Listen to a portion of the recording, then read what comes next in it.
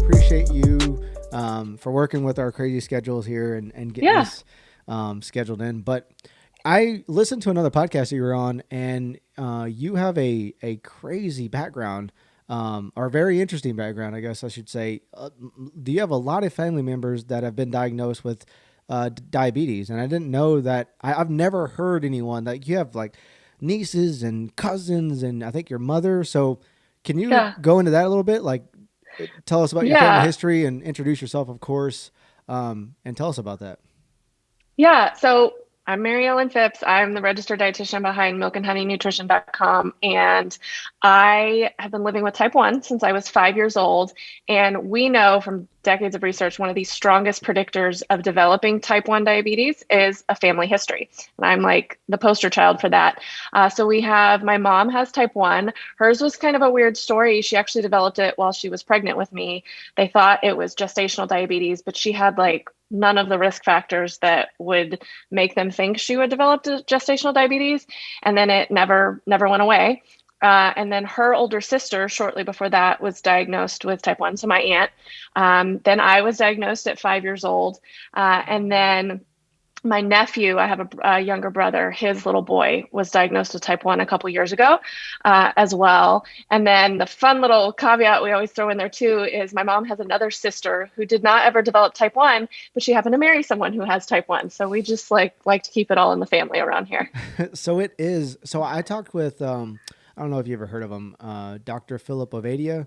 He's a cardiac heart surgeon. Um, Okay. he posts a lot of good information on Instagram, and I asked him about um, genetic. Well, I guess it was mainly towards type 2 diabetes. Is type 2 diabetes as prevalent in family histories as type 1? Because it seems like type 1 is very, like, it matters a lot about your family genetics. But is type 2 the same way? Yeah, so I think type 2, there's definitely a strong genetic component. But it's with type 1 and type 2 diabetes, we have the same end goal. We're trying to manage blood sugars. We're trying to eat in a healthy way to promote those stable blood sugars. Two totally different ways you get to diagnosis and two totally different types of conditions in terms of like what gets you there. So I think where people tend to see the genetic factor bigger for type 1 is that is one of the sole, we really have like you've got with type 1 the genetic component of family history.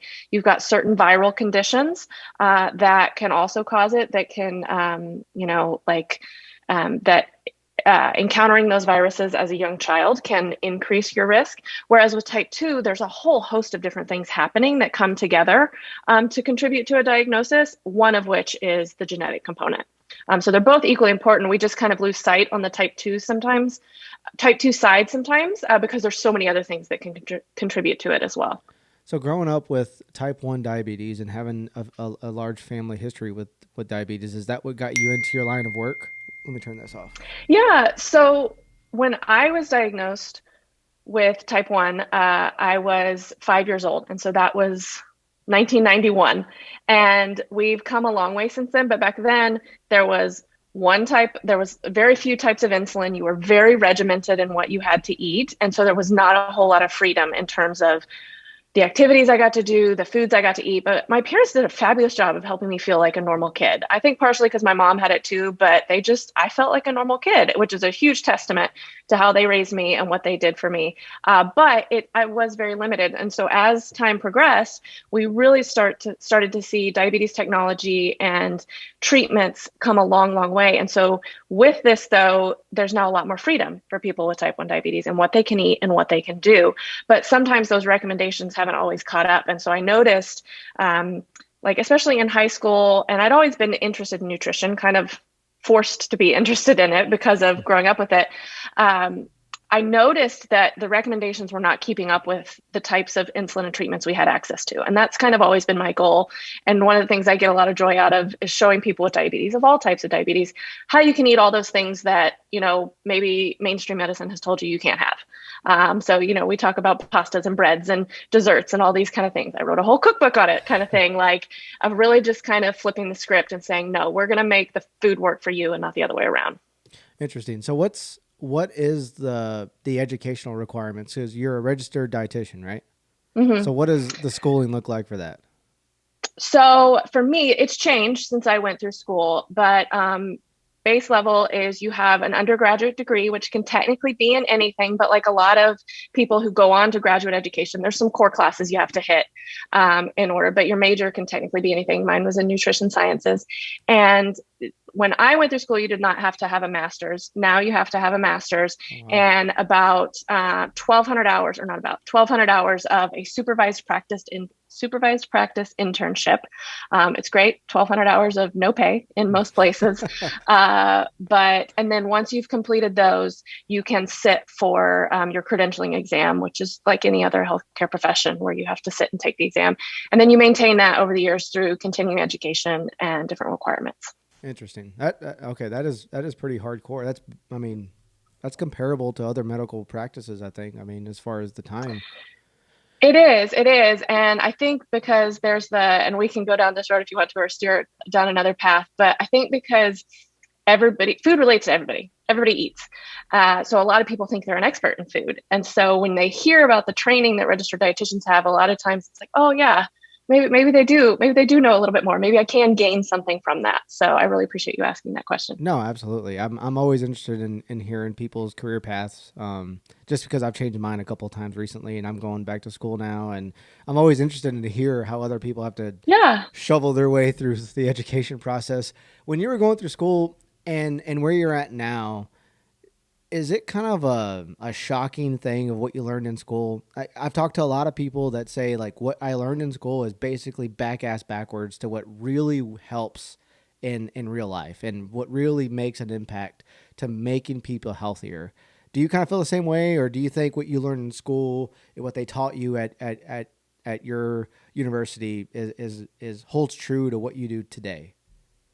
Oh, I'm absolutely with you. I would like what I learned back in school, definitely to today, is it has not caught up with what Mm. we have seen in research and what we know to be actually working for patients with diabetes. Now, what they're teaching today in schools, I still think is a little bit behind, but it's definitely getting better.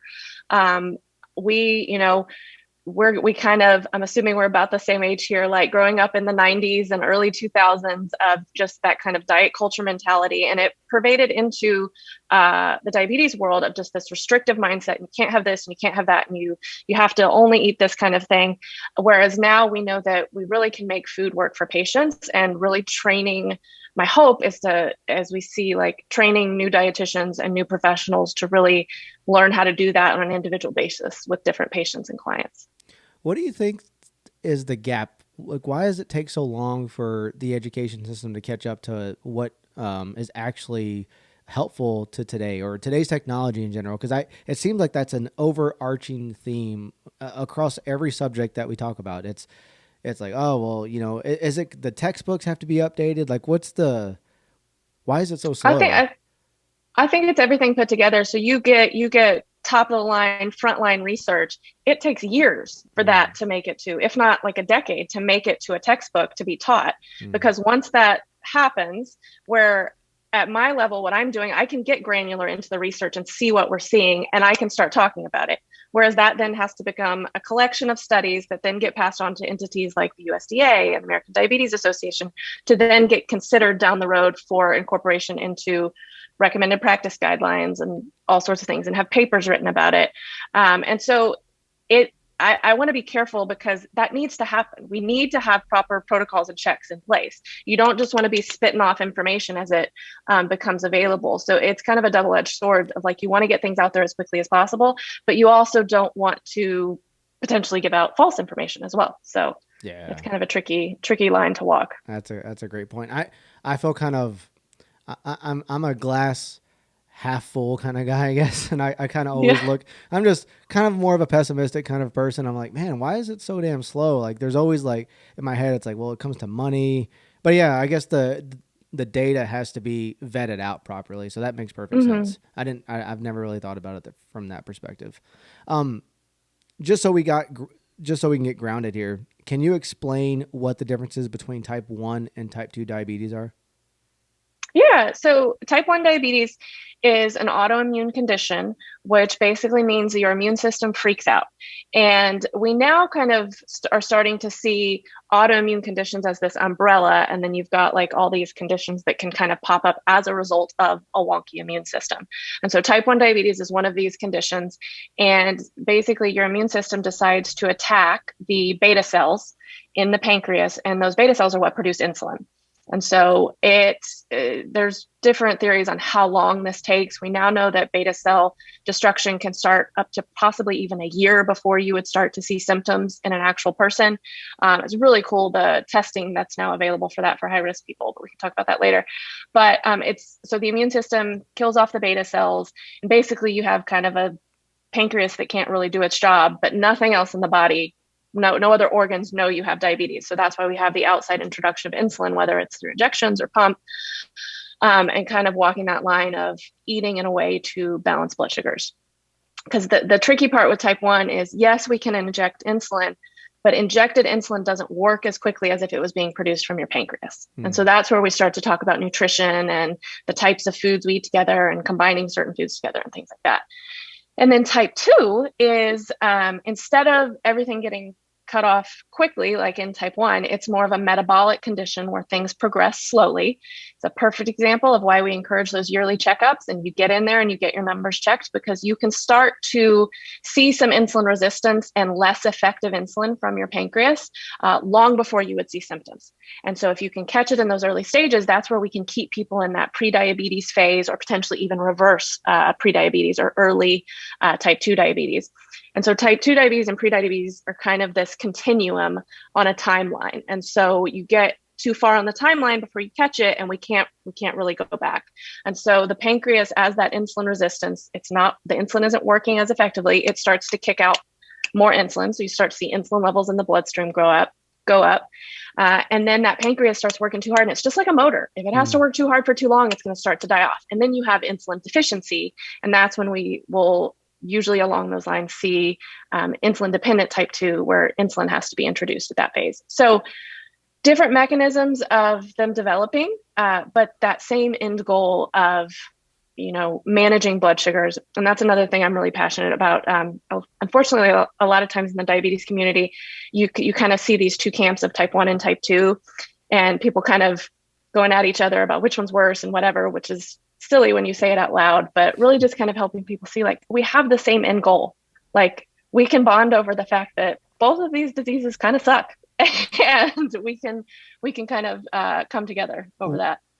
I heard you say that in another podcast, and I kind of wanted to hit on that. Do type 1s look at like type 2s and say, well, I can't do anything about mine because I'm forced to have this, but you can? Is it that kind of going Oh, back and forth? absolutely. Okay. And I say that as a person with type 1 and who used to think that way. And it's a really shameful thing to realize that, you used to contribute to the stigma of it. And it really comes down to type 2 has the stigma of, well, it's because you're lazy, or it's because you ate too much, or it's because you don't exercise enough. And this could not be further from the truth. Type 2, like I said earlier, is this whole like conglomerate of things that come together and result in a diagnosis. And there's no one thing that causes a type 2 diagnosis.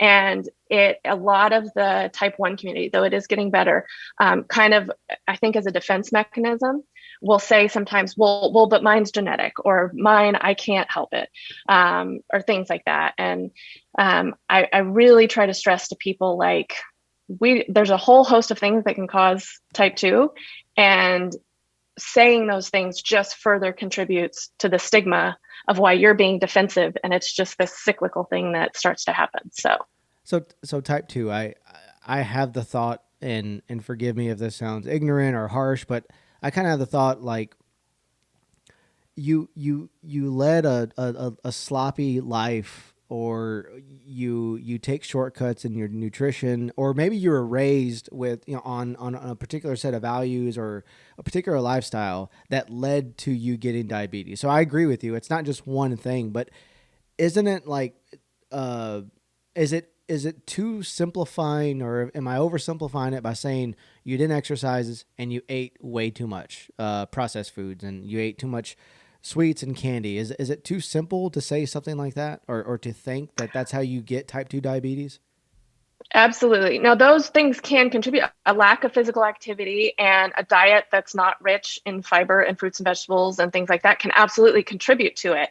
But those aren't the only things. We've also got stress. We've also got hormone Mm. levels. We got where do you store where do you store fat on your body? And that's where we started to get into the genetic predisposition as well. And you also look at people who've been pregnant, and if you have a history of gestational diabetes, that the taxing nature of that on your body while pregnant also contributes to a very much increased risk of developing type 2 later on.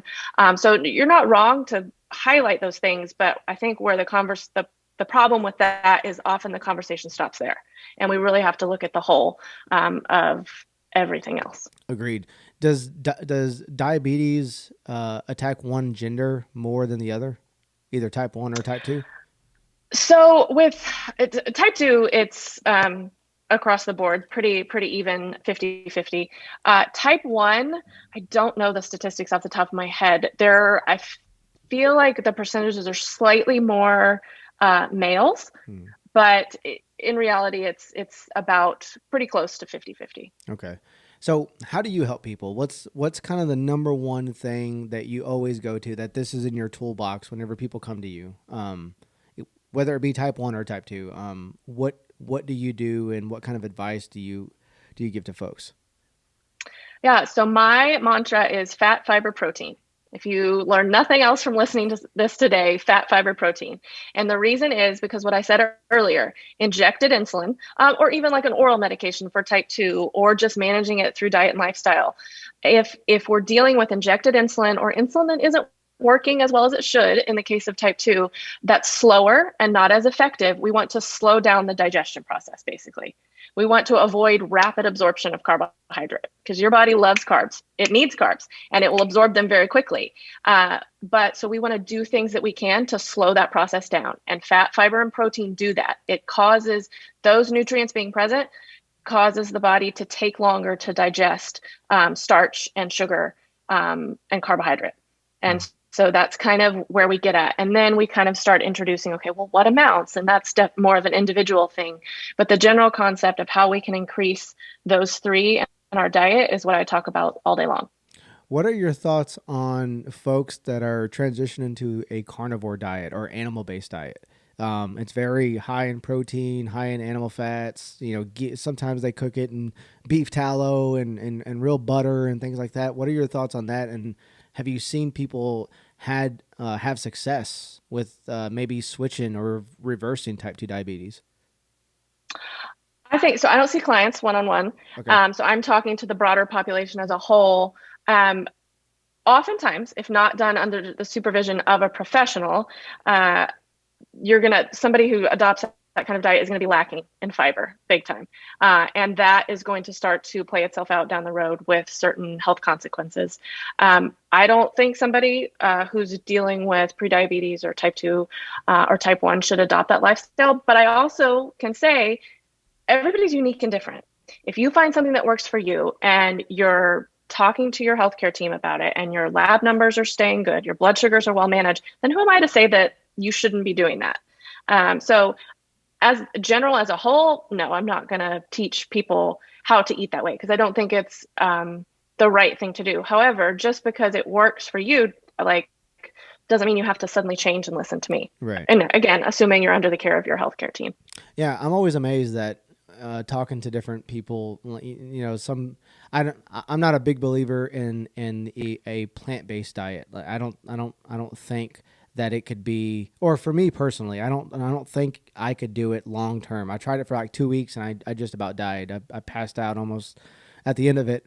But I know some people that have been vegan for 7-10 years, and they're healthy as hell. They look great, their skin looks good, their teeth looks good, they have a healthy body weight. And then I know some people that have not been able to maintain that kind of diet for themselves. So it's amazing how different our bodies are, and what we can sustain. Well, and I think you just said it, like we're all different and there's more than just, okay, what is physically best for my body that plays into how we decide to eat. Like How are you emotionally on that? It sounds like you weren't doing so hot emotionally on Yeah. that. How do you feel fulfilled? Do you feel satisfied? Do you enjoy eating that type of food? A lot of times in the nutrition space, we sometimes forget that eating is a pretty fun experience. It's this joyful thing that brings people together. It brings us a lot of joy. And when you remove that, it's really difficult to be successful. And so we need to consider kind of both the physical and the emotional when it comes to figuring out what works for each person. I mention this book at nauseum all the time, but have you heard of Eat for Your Blood Type? I have heard of that. Do you follow any of those practices or recommendations in it? I've heard of the book. I've never read Okay. it. It's not something that a lot of people in the healthcare community subscribe to.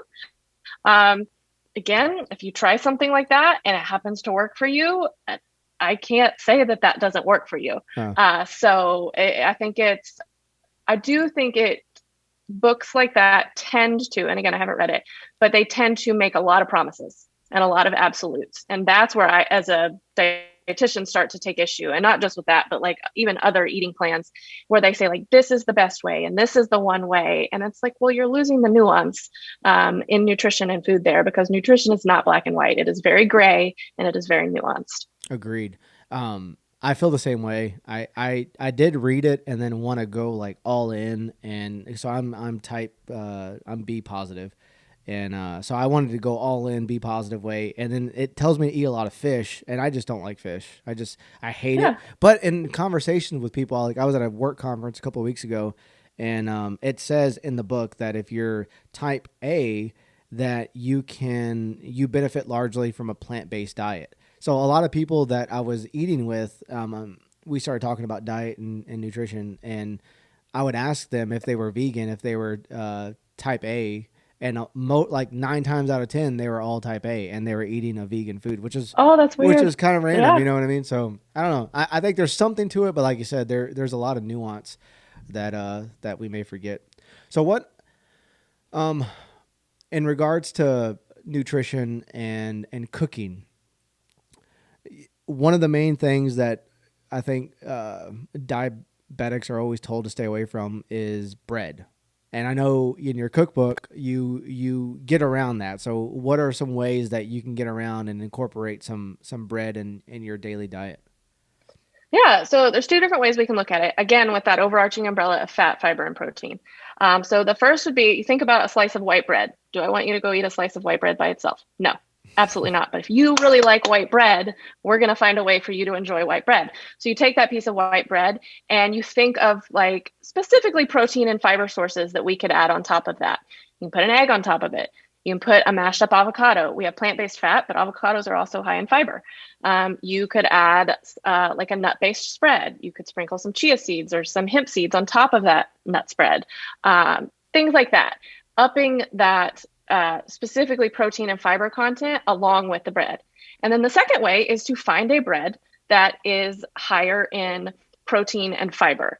Now, a lot of people will start to harp on like at the added sugar in bread. I'm honestly not as concerned about that if it's got a good amount of protein and fiber in it. And the way we usually find types of bread like that is the ones that add all the like nuts and seeds, and you get that really dense like loaf. That's actually a great way to, if you're going for just the type of bread, that's a great thing to look for. Of like what breads have added like nuts and seed, or using whole grain flour, things like that. Are you talking about like Ezekiel bread or bread that you make at the Yep. house or like homemade bread? No, like Ezekiel bread. Like I Okay. have a whole. This is a very hot topic. I have it. It's one of to date. Every month is one of the most popular blog posts on my website. Is I went to the grocery store and I was like, okay, here's the ones that. And again, these are not the end all be all. Like you absolutely have to eat one of these, but here's all the ones that have a lot of protein and fiber in them and are taste really good.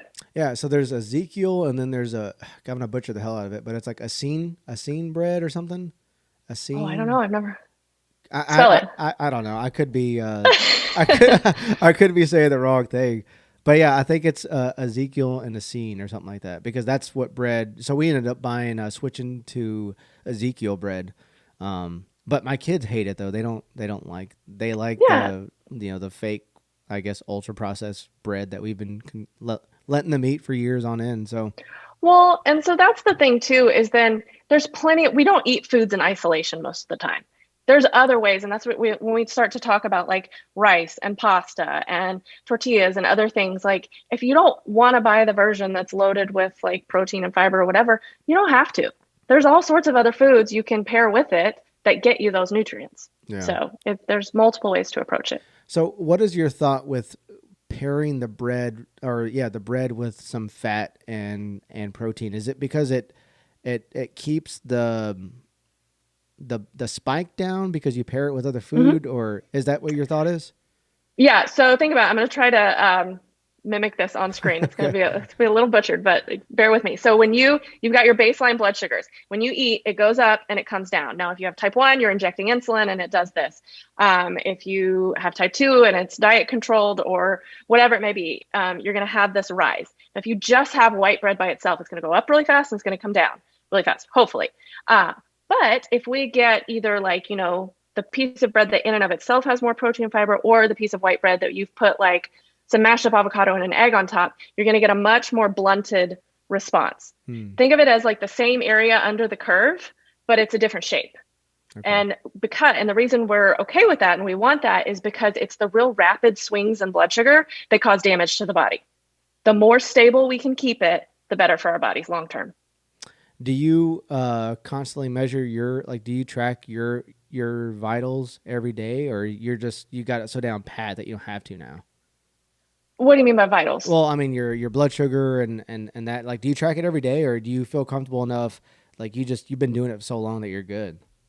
Oh no, that's part of life with type 1. Okay. That's a every hour, every multiple It's times an hour. I wear a continuous glucose monitor. If I didn't have long sleeves on, I could show you. And then I have one of the insulin pumps that communicates with it. And so yeah, no, that's a have to part of living with type 1. Now, type 2, depending on where you're at in that timeline we talked about, this will determine like how often you need to check your blood sugar and things like that. But with type 1, no, from the day you're diagnosed, that's back when I was diagnosed, we didn't have continuous glucose monitors. So it was a checking before and after each meal and at bedtime kind of thing. But now with this technology, I wear that 24/7. And so it's just on my phone over here. And if I go too high or too low, it sends an alarm so I can then, make adjustments as needed.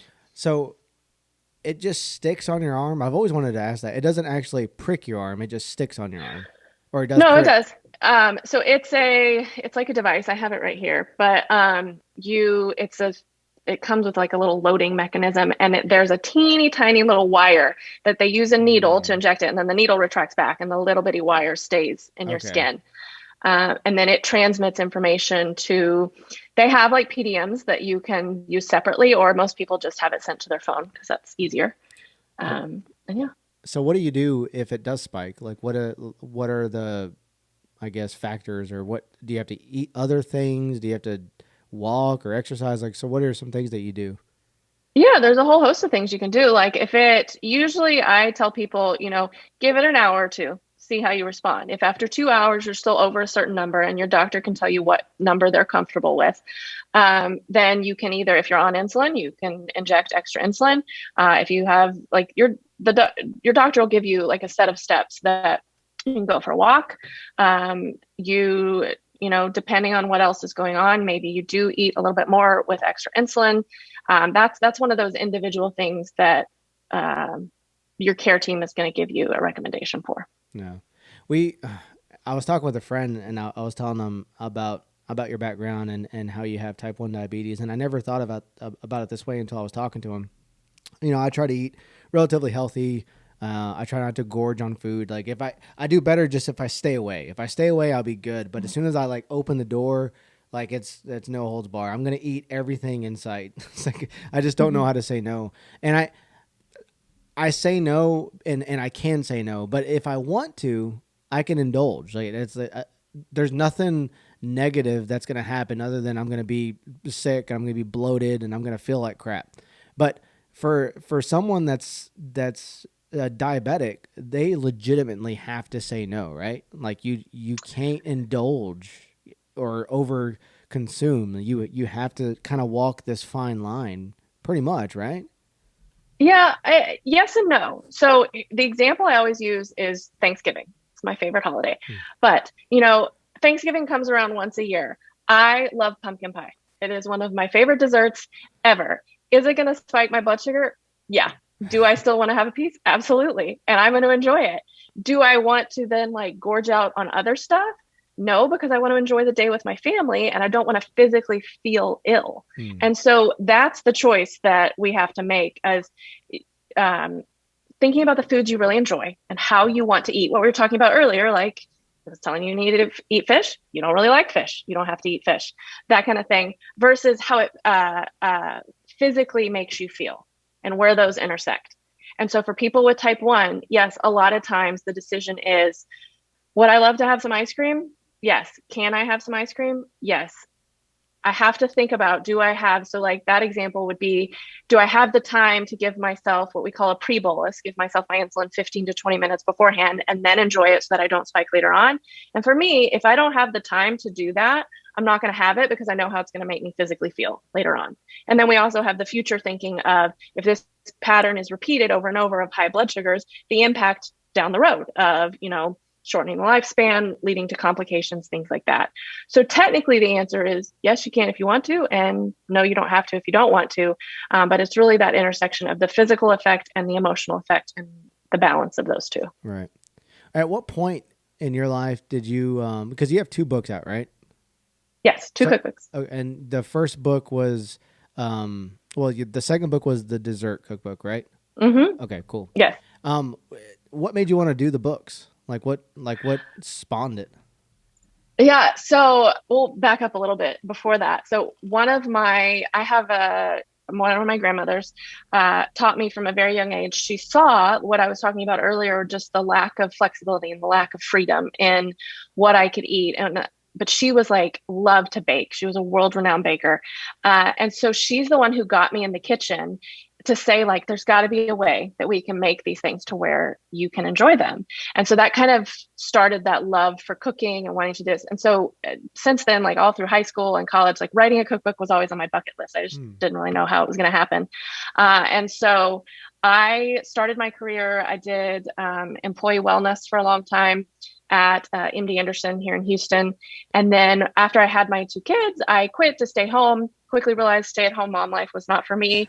It just wasn't what filled my bucket. I love my kids, don't get me wrong. But so I started Milk and Honey Nutrition just as like let's just see what we can make of this. It started out as a private practice and then kind of morphed into the blog. And at the time, just the Instagram and Facebook accounts. And a publisher found me on Instagram.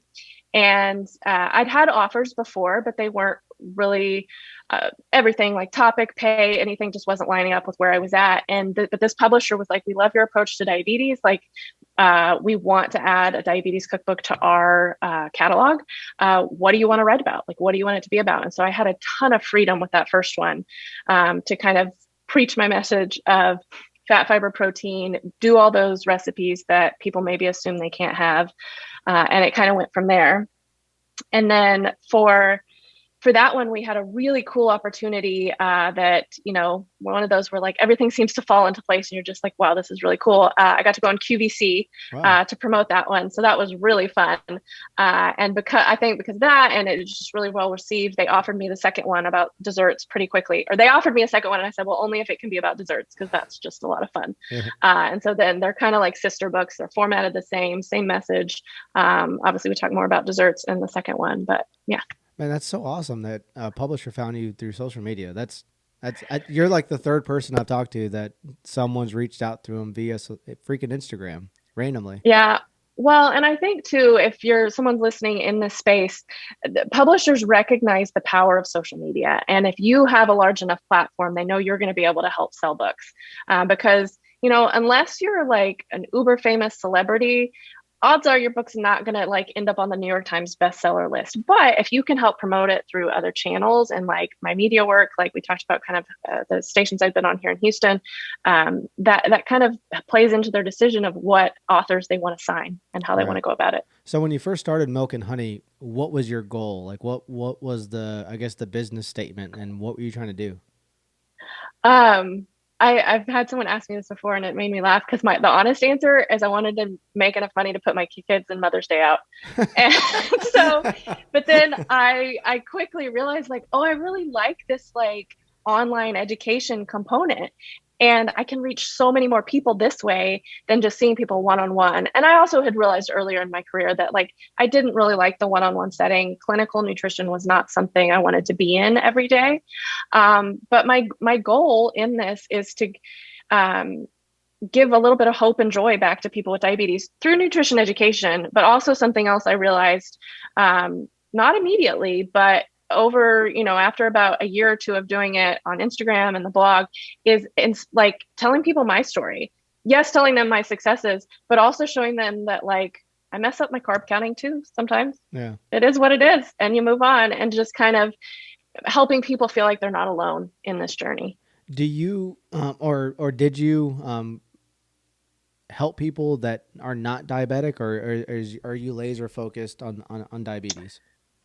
Now I've kind of niched into exclusively diabetes. Early on, I was again I was just trying to help a family earn an income, and so I did kind of everything that was in my wheelhouse, usually diabetes or anything adjacent to that. Hmm.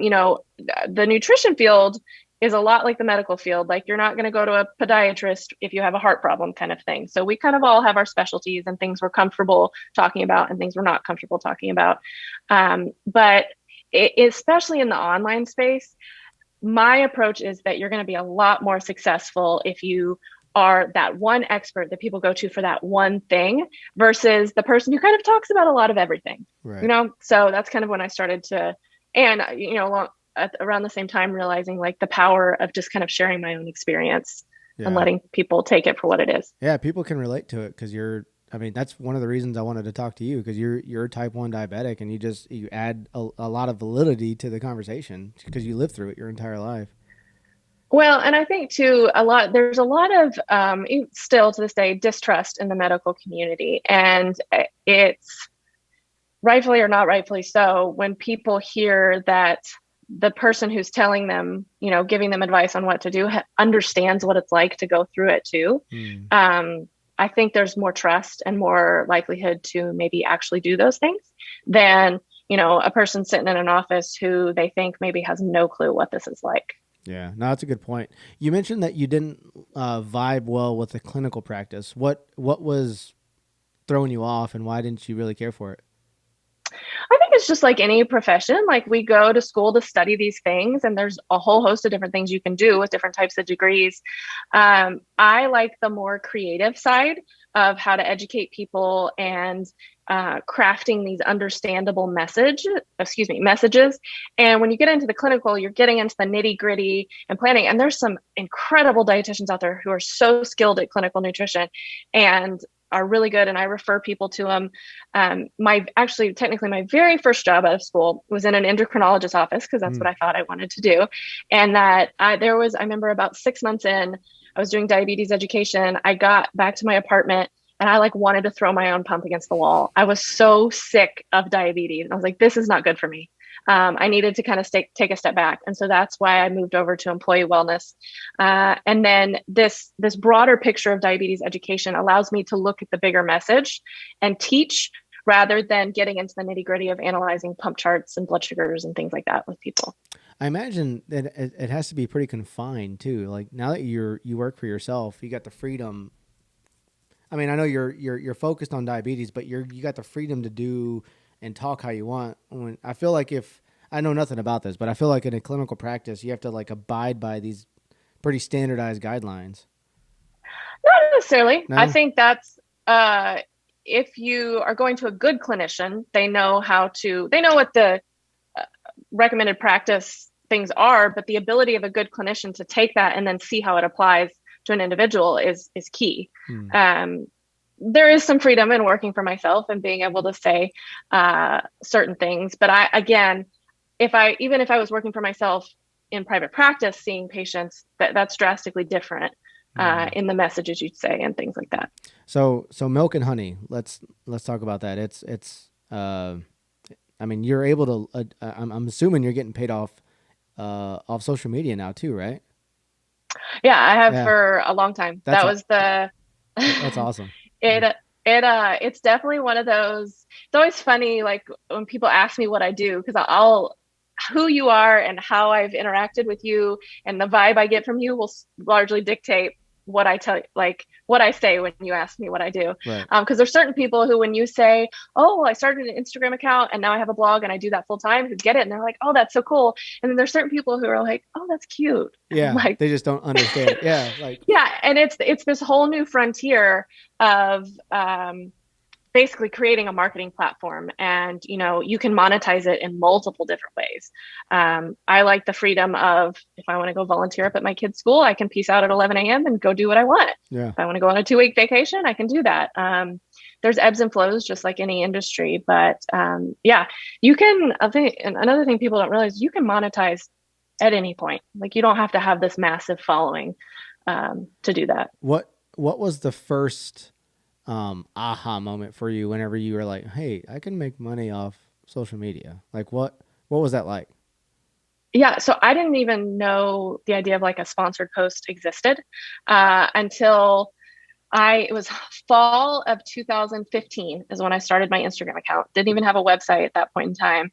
And, I just was like, I'm going to see where this goes. I'm going to post some recipes. I'm going to follow some other dietitians. And then I started to see like, you know, them, like certain posts would say sponsored and they'd have like a branded thing there. And I'm like, I think they're getting paid for this. How does Mm. this work?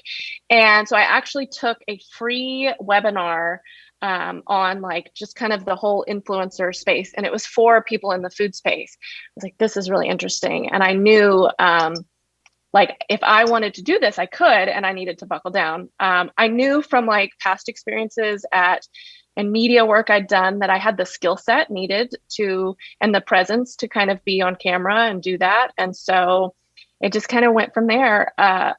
One of the things too that I think has been cool is to pair the social media side with the blog and Google and SEO side, and how those intermix with each other. And that can happen later on, as you build an online business. But it's been really fun to get to create a brand and kind of do what I want in this space. Do you feel consumed in the social media life? Do you feel pressured to maintain posts and posting at a certain time? Because even with the podcast, it's like, oh, I gotta get this post in, between a certain amount of time, and I'm getting to the point where I'm like, if I post it, I post it, whatever. But do you like what goes through your mind from a daily basis from the social media pressures? Yeah, that's an excellent question. If you'd asked me like 3 years ago, I would have said absolutely yes. Like, I have to keep up with everything. But I think COVID and some other personal things I went through, I kind of had to take a step back and reassess and realize that like I'm the only one putting that pressure on myself. These people out here are thankful to get to either, regardless of what you're talking about, like be educated, be entertained, that they're not going to be like super disappointed or depressed or whatever, or mad at you if you miss a day or whatever. And so that takes a lot of the pressure off. Now, some people are, and well, that's what a block button is for. But no, it's a very hard balance to achieve. And I definitely did not always have it. And I put a lot of pressure on myself to constantly be posting and keeping up. But no, I have I'm at a point now where I try to keep a regular rhythm of posting consistently, not every day, but also recognizing, like setting those boundaries for yourself of like, this is the time I'm going to be on my phone and I'm going to engage. And then this is the time that I'm not. Hmm. Interesting. So, you have some back to Milk and Honey. You have a website, you blog, you're on Instagram, and you're on TikTok. So you're managing all those posts, right?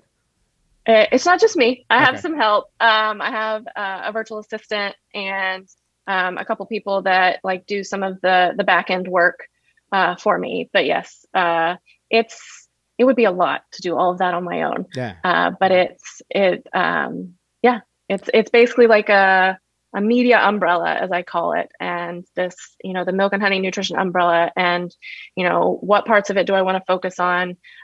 Where do I want those revenue streams coming in? And then on one of those revenue streams, working with brands, like what part of that umbrella do they want access to? Are you on YouTube? Do you have your own YouTube? I am not. Oh, I think okay. I technically have a channel, but I don't. I've never used it. I picture you like, cooking recipes from your cookbook on YouTube and showing people actually how to do it. I could. I could. Yeah. It's just one of those things I've That's a never gotten into. Instagram and Facebook, I've always been on. Pinterest, to kind of have like a modest presence there. And then um, never really got into YouTube, but for some reason, like TikTok caught my eye right at the beginning of the pandemic. And I took this like online course I found to learn how to use the app because, I'm the elder millennial that didn't know how to use it at the time. And it's really become this like hub of education, which has been really cool to see. And you can kind of create a library of content there, just like anybody else. Yeah, no, that's great. I that's funny because I have to ask my daughter sometimes on how to do it or do certain filters Yeah, or do certain things and attachments, and they're like, "Oh, this is how you do it," and I'm like, "Gosh, I feel fucking old." Like, yeah. Same, uh, same. so I want to get your opinion on something something that I've been diving into. Have you watched the Netflix documentary called "Kiss the Ground"? I have not seen that. I don't think I've heard of it. Definitely, it's a definite recommend. But essentially, they talk about how the the nutrients in the soil is being degraded due to traditional farming practices. So tilling the land, spraying herbicides and pesticides on it, Roundup. It's being tainted with glyphosate, um, all that kind of thing. And it goes into talking about how our food and our crops are basically less nutritious because of the amount of degradation going on in the soil. Have you heard anything like that? Or is that on your radar? Yeah, Yeah, I what do mean, you I've think? certainly heard topics like that, and it's a big topic in the ag community, which obviously impacts nutrition. Again, I haven't seen that movie, so I can't say for sure. But my concern with messages like that, and anytime someone says Netflix documentary, I kind of have this like, okay, Yeah, here we go. same, Um, same. but is the fear tactics that are employed in that, and Mm, really kind of we've seen it with the organic message of people like now just not eating fruits and vegetables because they're afraid of non-organic, but they can't afford organic, and just kind of the harm that can be done there. So that general message and like point that you're making about that is it's definitely a concern, but we have to be careful how we communicate that to the public and that it doesn't just have even more harm in the way that we do that. yeah, I feel the same way. Because what got me to try veganism actually was the vegan documentaries on Netflix because they painted such a scary picture when I was They do, yeah. I was younger. But yeah, regenerative farming is kind of the buzzword that's going on right now, and it's basically old school farming practices to help keep the soil healthy and the animals healthy and the crops healthy, which in turn make us healthy. So I just wanted to get your opinion to see what you thought about that. Yeah, I think there's a lot of things going on. I actually got to go on a beef tour or a cattle tour with the Mm. National Cattlemen's Beef Association last fall, and the different like land stewardship like principles that they are employing in that industry is just incredible, and they're like front of the line and kind of what you're saying, getting the land back to its healthiest state. Right. And it's really cool when you look at like all the different industries, what they're doing to kind of help pave the way to make things better. Absolutely. So what's on your future agenda? Do you have another book coming out? What big things do you have coming? I'm taking a break from cookbooks Okay. for a bit. I've had a busy like 3 years there with cookbooks, but really just kind of plugging into the blog with the way that social media platforms are operating these days and kind of the instability of it. Really focusing on those entities that I own, and I would say that to anybody with an online business right now. Like focus on those entities you own, like your website and your email list and things like that. Obviously, still posting on those. I've got a couple fun projects in the works that I can't quite talk about yet, but that Okay. should be coming out later this fall. But there's some exciting things in the space That's great. that I'm excited about. That's awesome. So how can people find your books? Are they available on Amazon and Yep, all pretty the big much ones? anywhere books are sold. It's the Easy Diabetes Cookbook and then the Easy Diabetes Desserts Cookbook. Amazon, Barnes and Noble, Target, Books a Million. You can even go to Booktopia and see if your local like small bookstore sells it, or order it to have it shipped there if you want to shop small and do it that way. Awesome. And what about your social media accounts? How can people find you and follow you? Yeah, so it's Milk In, the letter N, Honey Nutrition on Instagram and pretty much every other platform except for TikTok. I'm diabetes nutritionist. All right. Well, Mary, I appreciate Yeah. your time. It's been a fun learning, and I can't wait to put this one out. Yeah, thanks so much for having me. Yep. You have a good one. I'll talk to you later. Okay. All right. Bye-bye.